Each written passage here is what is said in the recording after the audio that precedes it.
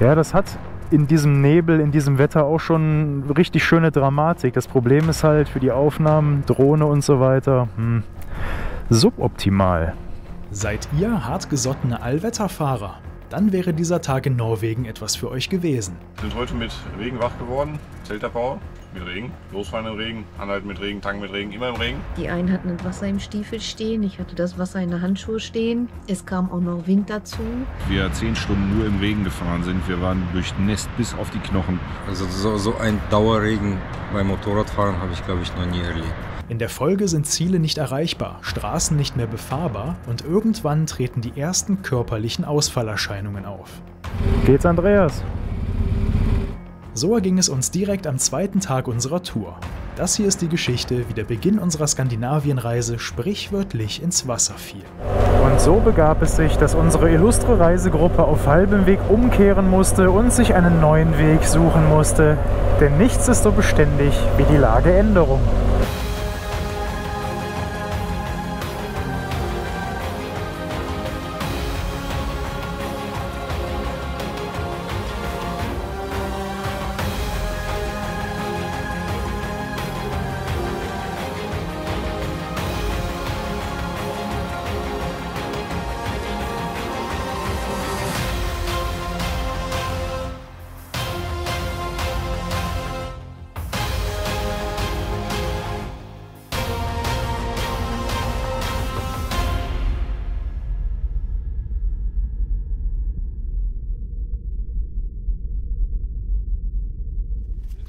Reisegruppe Franzen bereit? Sehr schön. Gucken wir mal, was der Tag heute so bringt. Regen, ganz genau. Die Frage ist nur, wie viel und was von unseren gesetzten Zielen können wir noch so abhaken. Es soll heute in gesamt Südnorwegen in einem Zug durchregnen. Das ist eigentlich kein Problem, wir sind alle regenfest angezogen. Das große Problem an der Sache ist, wir wollten heute wandern gehen. Wir wollen nämlich heute zum Lysefjord und dort wollten wir auch mal zum Preikestolen wandern.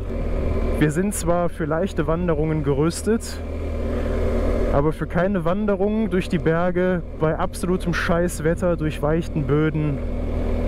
Ihr wisst, was ich meine. Das heißt, wenn sich jetzt nicht grundlegend was am Wetter ändert und jetzt die Sonne rauskommt, 30 Grad und den Boden nochmal so richtig durchtrocknet, fürchte ich, wird das wohl heute leider nichts mit dem Preikestolen, was schade wäre, weil da wollte ich bereits vor 3 Jahren hin. Damals hatte ich das andere Wetterextrem, es war viel zu heiß. Bei 32 Grad wollte ich mir das dann auch nicht antun. Naja, alle guten Dinge sind 3, dann muss ich wohl nochmal wiederkommen. Wir machen das Beste draus. Die Chancen stehen gut, dass ihr vom 40 Kilometer langen Lysefjord vorher noch nie etwas gehört habt, denn sein Bekanntheitsgrad steht weit hinter dem des Geiranger Fjords oder des Auerlandfjords. Wovon ihr aber bestimmt schon einmal gehört habt, sind einige der Orte, die direkt an den Hängen der bis zu 1000 Meter steil aus dem Wasser ragenden Berge liegen. Spätestens seit dem Finale von Staffel 2 der Serie Vikings ist das Felsplateau des Preikestolen weltberühmt. Es ragt in einer Höhe von 600 Metern in den Fjord hinein, auf 25 x 25 Metern kann man hier direkt an den Abgrund heran. Kein Zaun hält euch zurück. Das hält die jährlich hunderttausenden Besucher allerdings nicht davon ab, ihre Höhenangst auf die Probe zu stellen. Der Scherak hingegen bietet nur einer einzigen Person Platz, und die braucht noch stärkere Nerven. Denn der Scherak ist ein begehbarer, zwischen 2 Felswänden eingeklemmter Brocken, unter dem es fast 1000 Meter ohne Zwischenstopp nach unten geht. Unnötig zu erwähnen, dass sich auch hier Schlangen von Besuchern bilden können. Motorradfahrern ist der Lysefjord allerdings ebenfalls ein Begriff, nämlich wegen der Serpentinen des Lysewegens. 27 aufeinanderfolgende Kehren, über welche sich die Straße von den Bergen aus zum kleinen Ort Lysebotn herunterschlängelt und die 1000 Meter Höhenunterschied ausgleicht. Genau diese Serpentinen wollen wir heute fahren, doch erstmal müssen wir uns dafür durch die Berge kämpfen. Aber wie man am Horizont erkennen kann, erwarten diese uns nicht gerade einladend, als wir auf den knapp 30 Kilometer langen Lysewegen einbiegen.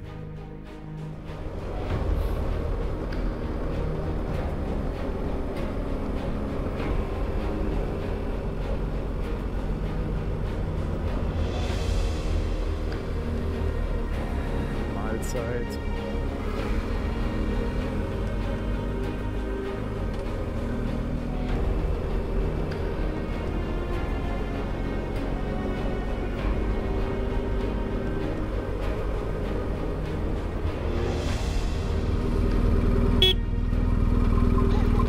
Jakobsi, Tuppes. Auch für euch wieder, geht doch einfach zur Seite.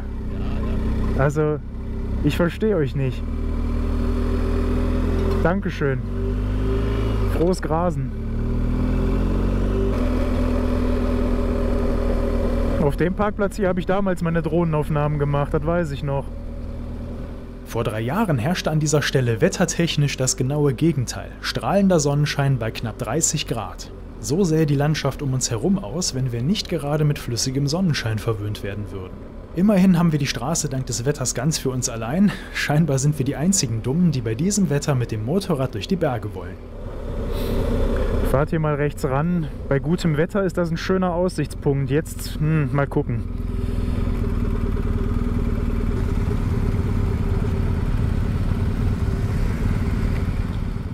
Ja, der Lysefjord, wie Sie sehen, sehen Sie nichts. Ja, das hat in diesem Nebel, in diesem Wetter auch schon richtig schöne Dramatik. Das Problem ist halt für die Aufnahmen, Drohne und so weiter, suboptimal. So arbeiten wir uns schließlich auch die 27 Serpentinen an den Lysefjord hinab.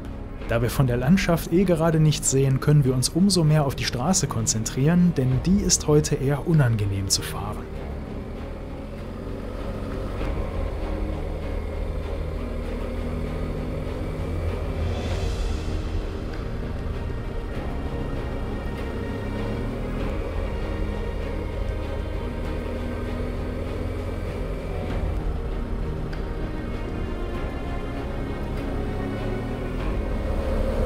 Aber Vorsicht, der Tunnel ist scheiße eng.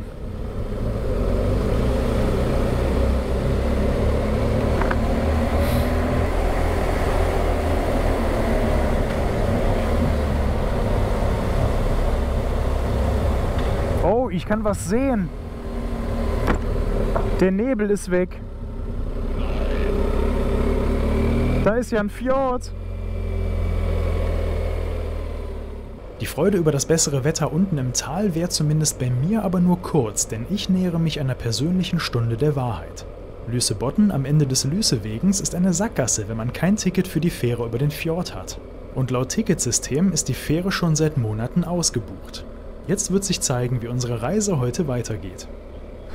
Status ist, online buchen konnte ich die Fähre nicht, weil angeblich schon voll. Jetzt versuchen wir vor Ort noch rauszufinden, ob wir irgendwie noch mit an Bord kommen, weil uns das die Rückfahrt ersparen würde. Also wir waren eigentlich schon darauf eingestellt, das Ganze wieder rückwärts zu fahren. Aber bei dem Wetter, nee, das wollen wir uns nicht antun. Irgendwie müssen wir noch auf diese Fähre kommen. Doch alles Diskutieren mit den Leuten auf der Fähre hilft nichts. Restplätze gibt es keine, man wird uns nicht mitnehmen. Daher wärmen wir uns in einem Kiosk noch etwas auf, müssen dann aber bald der Realität ins Auge sehen.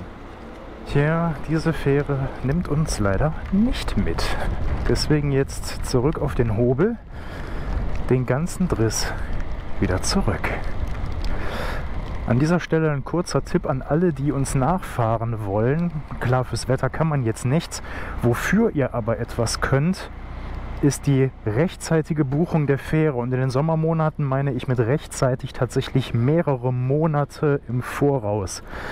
Ich habe circa, ja, lass mich nicht lügen, einen Monat vor Antritt der Reise versucht, uns hier noch Plätzchen zu buchen.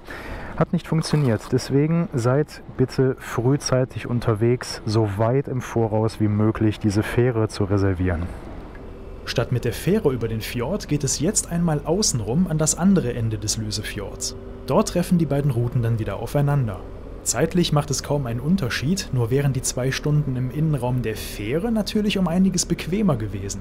Denn obwohl es schlimmer klingt, als es eigentlich ist, nervt es natürlich, wieder zurück in das schlechte Wetter oben in den Bergen zu müssen. Und ein kleines Detail an unserer Rückfahrt stört. Aber wie war das noch? Sei glücklich und sei froh. Es könnte schlimmer kommen, also war ich glücklich und war froh. Und es kam schlimmer. Jetzt dürfen wir die ganzen 27 Serpentinen hinter einem Reisebus herjuckeln. Im Schritttempo. Tja. Norwegen meint es heute nicht gut mit uns, aber wir sind uns in der Gruppe einig. Dafür haben wir jetzt auch erstmal genug gelitten und ab morgen erwarten wir strahlenden Sonnenschein, wunderschöne Bilder und ganz viele tolle Erlebnisse.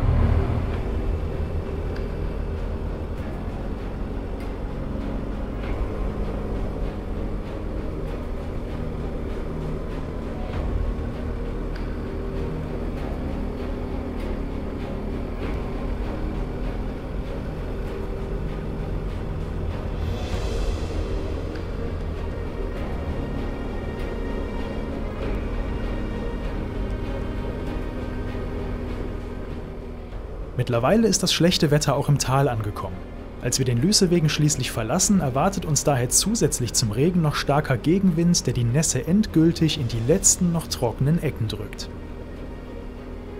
Als wir bei Vorschanz das andere Ende des Lüßefjords erreichen und wieder auf unsere geplante Route gelangen, sind wir komplett durch. Gute Ausrüstung hin oder her, irgendwann drückt die Nässe sich bei so einem Wetter einfach überall durch. Und nach einem anstrengenden Tag im Regen denken wir alle nur noch an den Feierabend. Meine Griffheizung habe ich schon lange auf hoher Stufe und obwohl es auch mich fröstelt, haben sich noch keine Ausfallerscheinungen eingestellt. Bei den anderen sieht das allerdings ganz anders aus. Das Problem? Diese Info hat mich noch nicht erreicht. Mit der Übernachtung auf einem Campingplatz, so wie ich es eigentlich für heute geplant hatte, mache ich mich an diesem Abend daher nicht sonderlich beliebt.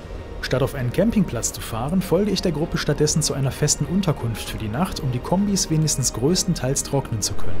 Lustigerweise fällt die Wahl des Hotels genau auf jenes direkt am Beginn des Wanderweges hoch zum Preikestolen, wo uns meine Route heute sowieso noch hingeführt hätte. Nur die Wanderung, die sparen wir uns bei diesem Wetter natürlich. Während es draußen noch die ganze Nacht regnet, legen wir uns drin so gut es geht trocken und ziehen ein Resümee für diesen Tag, der ordentlich am Gemüt gezerrt hat. Erst hier erfahre ich, wie hart der Tag der Gruppe wirklich zugesetzt hat und will gar nicht bestreiten, deswegen unterwegs das eine oder andere Mal falsch reagiert zu haben. Das war schon hart heute. Wir sind den ganzen Tag durch wirklich, also nicht Nieselregen, sondern wir sind durch Regen gefahren. Sind heute mit Regen wach geworden. Zeltabbau mit Regen, losfahren im Regen, anhalten mit Regen, tanken mit Regen, immer im Regen. Naja, und irgendwann war man dann halt so durch, ne? Die einen hatten das Wasser im Stiefel stehen, ich hatte das Wasser in der Handschuhe stehen. Es kam auch noch Wind dazu und ich glaube gegen 16:30 Uhr kam dann die Entscheidung, dass man vielleicht doch besser in eine feste Unterkunft gehen sollte. Das muss ich ganz klar sagen, das hat schon ordentlich am Körper und am Gemüt gezerrt. Das hätte ich so nicht gedacht. Und ich habe noch gesagt, ich will über meine Grenzen gehen. Einen Tag später gehen wir in eine feste Unterkunft, weil es ein bisschen regnet. War ich etwas unentspannt, muss ich sagen. Aber diese Unentspanntheit ist doch schnell gewichen. Denn was ich nicht wusste, da ich hin und wieder mein Comset im Helm aus hatte, ich habe den Buschfunk nicht mitbekommen. Barbara beispielsweise total durchgefroren, Andreas mit leichten Erfrierungen an den Händen, Markus kann sein Handgelenk nicht bewegen, ich will gar nicht wissen, was Samuel noch alles hat. Ich denke, der Chris hätte sein Zelt aufgebaut und dann wäre die Sache erledigt gewesen. Man hätte auf dem Campingplatz geduscht. Ja, und dann kommen die mitfahren und sind dann noch nicht so hart gesotten. Ich glaube, das müssen wir noch üben. Kein Problem, ich kann es bei diesem starken Landregen tatsächlich auch nachvollziehen. Ich will gar nicht bestreiten, dass ich so, ja, spätestens morgen Abend, wenn das so weitergegangen wäre, auch mal in Richtung fester Unterkunft geguckt hätte, aber hätte Fahrradkette. Wir sind jetzt jedenfalls hier. Ich weiß nicht, ob ihr den Föhn oben hören könnt. Barbara ist gerade dabei, Stiefel trocken zu föhnen, weil wir hatten leider etwas Wassereinbruch. Das heißt, jetzt wird die Ausrüstung gepflegt, alles mal trockengelegt. Nur weil es mir gut geht, heißt das nicht, dass es den anderen gut geht. Und auch wenn das hier so einen leichten Expeditionscharakter haben soll, es sollen auch noch alle am Ende Spaß haben und ganz wichtig gesund nach Hause kommen. Sieht doch morgen wieder besser aus. Von daher, die Hoffnung stirbt zuletzt. Jetzt sitze ich mich hier in meinem kleinen Bunker, haben uns eingemietet, dass wir jetzt nicht wieder im Zelt übernachten müssen. Von daher, heute war mühsam, aber Stimmung ist noch da. Und damit die Stimmung nicht direkt zu Beginn flöten geht, solltet ihr euch auf Tage wie diesen unbedingt vorbereiten, wenn ihr vor eurer ersten Reise nach Norwegen steht. Denn das hier in Fjordnorwegen vorherrschende Wetter ist anders als in anderen Regionen Skandinaviens. Wir sind an diesem Tag in ein Atlantiktief geraten, das sich in den Bergen der Westküste abgeregnet hat. Ein solches Tief entsteht, indem kalte Luft aus der Arktis auf warme Luft des Golfstroms trifft und es bringt oft große Mengen Regen mit, die nicht mit den Schauern zu vergleichen sind, wie wir sie aus Deutschland kennen. Stattdessen bringen sie starken, durchgehenden Landregen, der mehrere Tage andauern kann. Solltest du so freundlich sein und an dieser Stelle Sprüche wie „Es gibt kein schlechtes Wetter, nur schlechte Kleidung" in die Kommentare schreiben, dann hast du streng genommen natürlich vollkommen recht. Denn es gibt nur 2 Wetterphänomene, die mich final vom Fahren abhalten könnten. Frost und vereiste Fahrbahn oder starke Stürme, die mich von der Straße wehen. Regen gehört aber nicht dazu. Ich hätte mich an diesem Tag durchsetzen und euch Aufnahmen filmen können, in denen die Gruppe heroisch dem Wetter trotzt, gnadenlos durchzieht und am Ende auch noch kalt und miserabel wild im Wald campt. Aber ihr kennt mich, ich will ehrlich auch über Schwierigkeiten einer solchen Reise berichten. Denn das wäre meinen 4 Begleitern gegenüber auch unfair, die sich zum ersten Mal auf einer solchen Reise befinden und daher noch keine Referenzerfahrungen zum Reisen in diesem Wetter gemacht haben. Auf Island habe ich selbst erlebt, was es mit der eigenen Psyche macht, wenn man in einem unbekannten Land tagelang nur durch Regen und Kälte fährt und sogar eine Tourpause einlegen muss, weil es zu windig für eine Weiterfahrt ist. Die anderen machen diese Erfahrung gerade erst noch und das dürfen wir an dieser Stelle nicht vergessen. Daher ist es kein Problem, den Tag in einer festen Unterkunft erstmal sacken zu lassen und am nächsten Morgen wieder anzugreifen.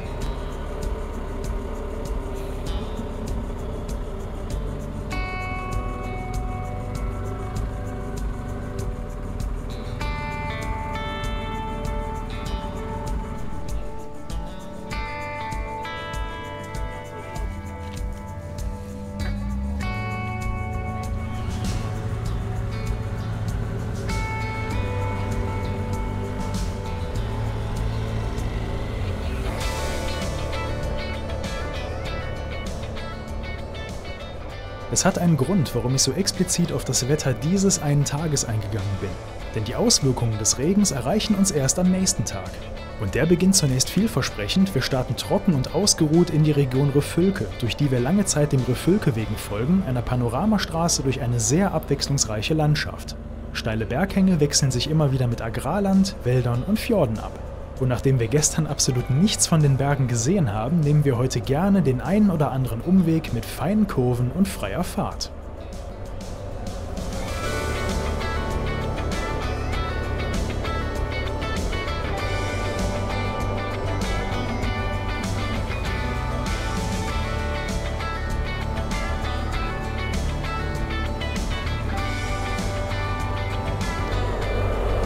Da soll noch mal einer sagen, in Skandinavien könnte man keine Kurven fahren.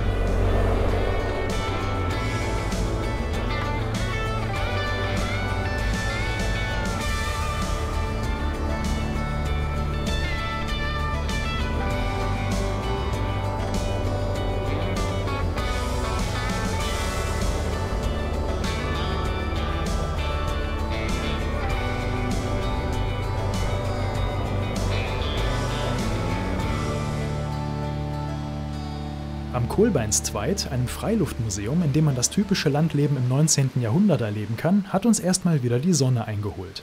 So wie hier war früher alles auf Selbstversorgung der weit von den Städten lebenden Landbevölkerung ausgelegt, bis hin zur eigenen Wassermühle. Und doch holt uns hier trotz Sonnenschein auch das schlechte Wetter wieder ein.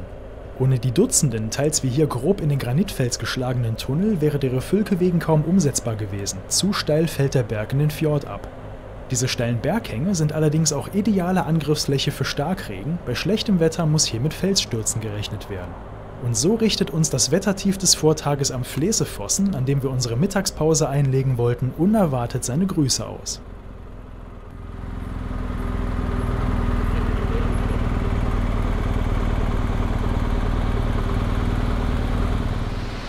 Und wie das nun mal so ist, das eine Problem ist gelöst, das nächste wartet schon.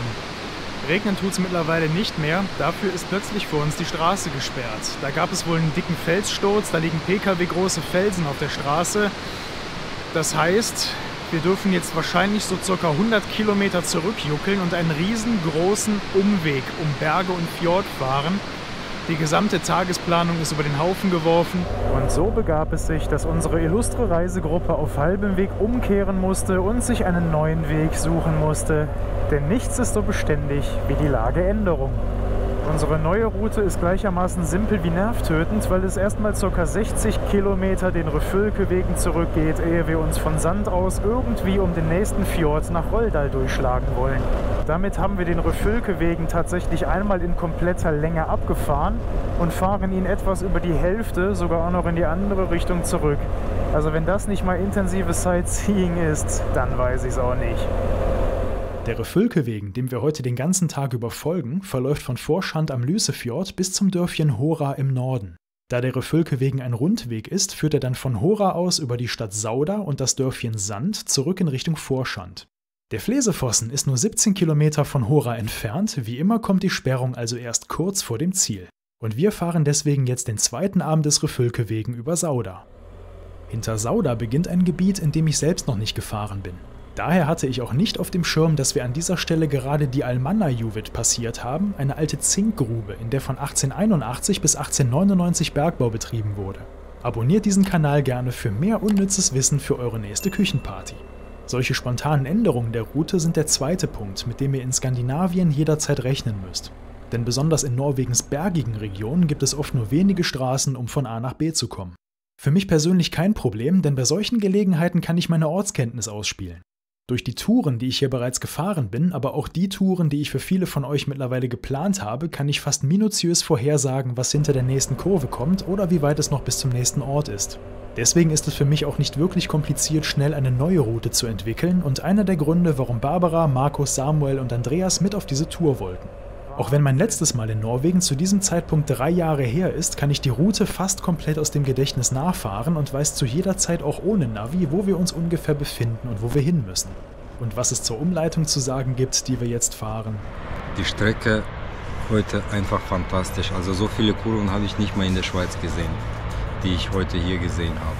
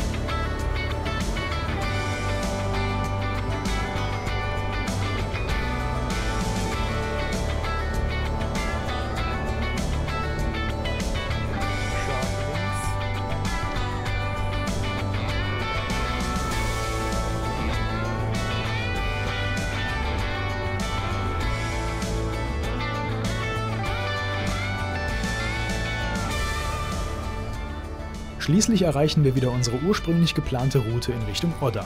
145 Kilometer und 3 Stunden Fahrt hat uns die Umleitung am Ende gekostet, war aber jeden Meter wert. Die wohl schönste Umleitung, die wir alle je gefahren sind. Trotzdem war es ein sehr langer Tag, weswegen wir heute auch keine große Zeit mit der Suche nach einem Platz zum Wildcamping verbringen wollen, sondern einfach auf einem Campingplatz vor Odda unsere Zelte aufbauen. Doch Ortskundige unter euch wissen, dass auf dem Weg natürlich noch ein ganz besonderer Wasserfall wartet, der Lotefoss. Der ist nicht etwa nur deswegen besonders, weil er aus 2 Flussläufen besteht, die etwa 165 Meter tosend in die Tiefe rauschen. Er ist deswegen besonders, weil man im Jahr 1867 den Rüfülke-Wegen einfach darüber gebaut hat. Wasserfall und Straße sind heute sozusagen eins. Und trocken bleibt hier niemand.